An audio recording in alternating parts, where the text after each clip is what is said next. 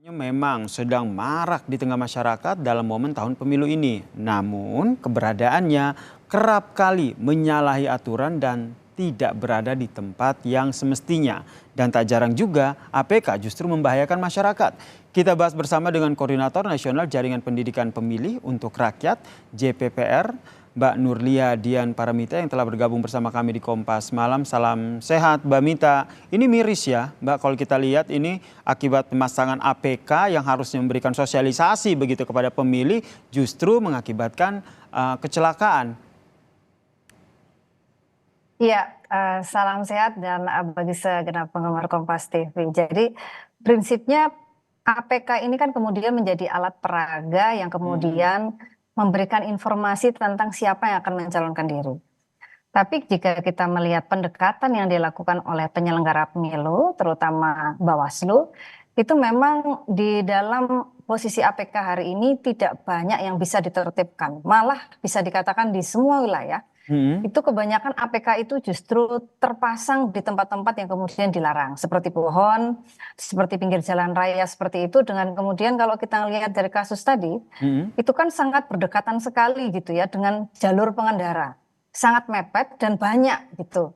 Nah seharusnya kan kemudian ketika pemasangan alat peraga itu terpasang kan kemudian ada space gitu ya, ada ruang yang kemudian jarak yang cukup untuk bisa bendera itu kemudian tidak sepadat itu kan padat sekali ya, hampir sepertinya tidak ada ruang yang longgar.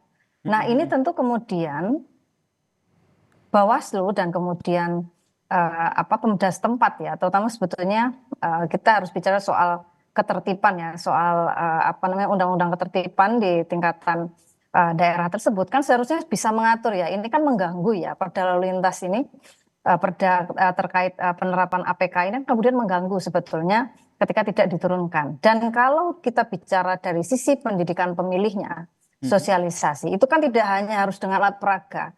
Tapi kan kita juga bisa mengenal bentuk lain yang jauh lebih efektif. Oke. Nah, apakah kemudian APK ini mampu mengenalkan kan juga tidak gitu ya. Kemudian apalagi ketika masyarakat gitu ya melihat banyaknya APK berdekatan kan mereka juga bingung gitu loh. Tidak kemudian bisa mencerna, oh ini yang akan kemudian saya pilih kan bukan begitu.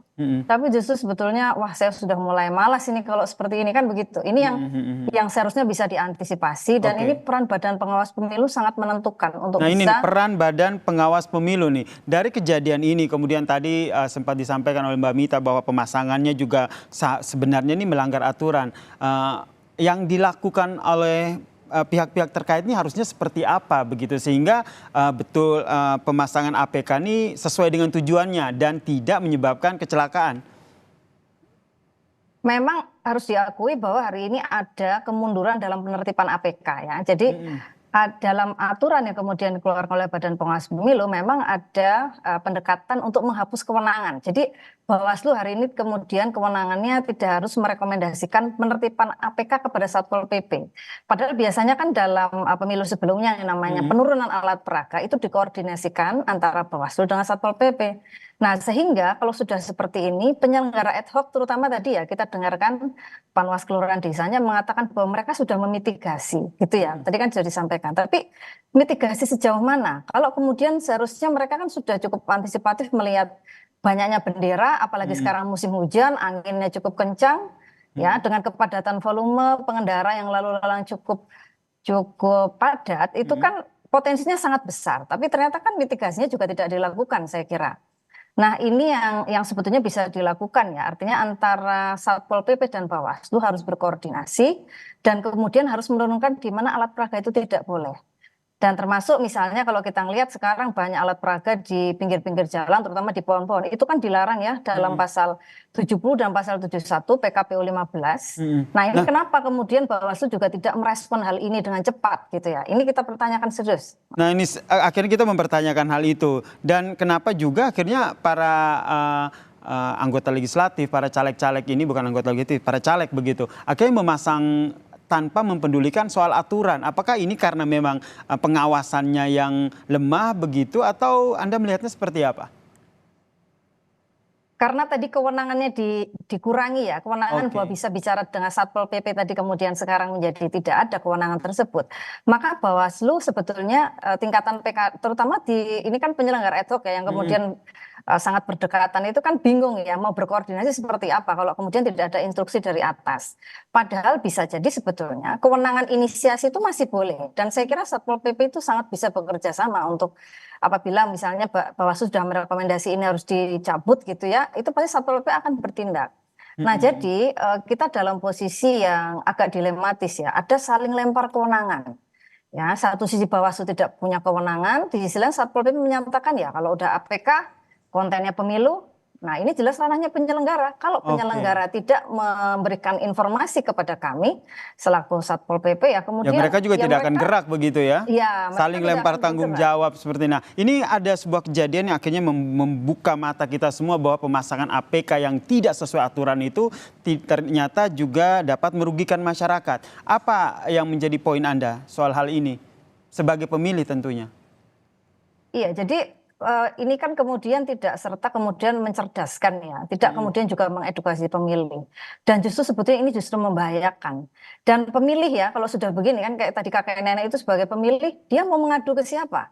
Mau marah ke Bawaslu? Mau ngarah ke siapa namanya calon yang kemudian atau partai yang kemudian memasang? Kan tidak ada pihak yang bisa dituntut ya, kecuali kemudian ya harap maklum kan begitu. Padahal pemilih kan Mm-mm. sebetulnya konteksnya harus dilindungi gitu loh. Jadi bagaimana menyajikan ruang publik yang kemudian secara proses pemilu kita ini kemudian masyarakat itu jadi kemudian lebih memahami Mm-mm. soal konten, soal kebutuhan informasi yang berkaitan dengan calon ini kemudian apa sih visi misinya misalnya ya. Bukan berarti kemudian dia hanya menampilkan gambar atau bendera sebanyak-banyaknya gitu. Tapi prakteknya di ruang publiknya itu senyap gitu. Atau katakanlah ya, mungkin kalau ada juga di warung kopi yang sifatnya justru orang-orang tertentu saja, Mm-mm. bukan masyarakat secara umum yang seharusnya mendapatkan edukasi secara maksimal, Mas Hmm. Yasir. Ini berbicara soal edukasi ini lebih condong kemana? Pemasangan APK yang begitu padat, yang lebih condong membuat pemandangan tidak menarik begitu menurut beberapa warga. Apakah lebih condong kepada mengedukasi atau lebih kepada nih tidak ada tidak ada pengaruhnya, justru memberikan feedback negatif terhadap pemasangan APK yang memang tidak sesuai aturan ini? Sebetulnya kalau memberikan pengaruh tentu ada pengaruhnya. Karena kadang Mm-mm. mungkin ada orang yang kemudian tidak sempat memeriksa ya siapa aja sih calonnya. Tapi ketika dia menampilkan di pinggir jalan misalnya, oh dia nyalon ya saya mau milih. Itu ada lah kemungkinan seperti itu. Mm-mm. Tapi kemudian ketika ruang publik itu semakin banyak tersebar dan kemudian tidak ada selanya gitu ya, itu kan justru makin membingungkan. Waduh, kok ada ini lagi, ada ini. Jadi itu yang kemudian di sisi lain pemilih saya kira tidak membutuhkan itu ya. Kalau sekali-kali boleh, tapi kemudian harus di ruang yang betul gitu ya. Di mana tempat itu boleh dipasang. Misalnya memang itu baliho berbayar misalnya ya. Nah Mm-mm. itu kan memang dibolehkan ya. Ada space-nya, space iklan itu ada. Tapi ketika kemudian dia di ruang dimanapun ditempel, terutama di tempat-tempat yang dilarang itu tentu kemudian juga tidak bisa efektif. Dan saya kira ini kesempatan masyarakat lah ya, masyarakat pemilih Mm-mm. untuk kemudian bisa mencerna dengan baik, ya kita berikan sanksi sosial.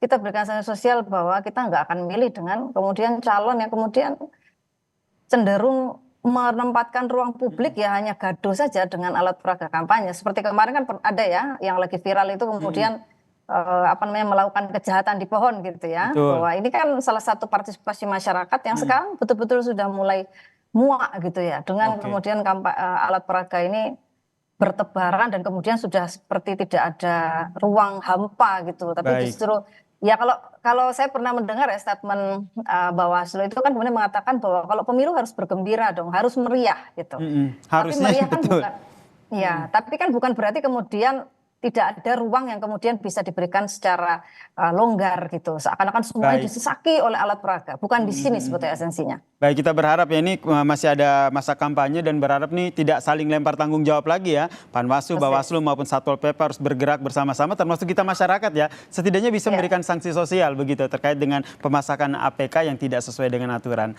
Terima kasih Koordinator Nasional Jaringan Pendidikan Pemilih untuk Jakarta Mbak Nurlia Dian Paramita telah bergabung bersama kami di Kompas Malam. Salam sehat Mbak Mita.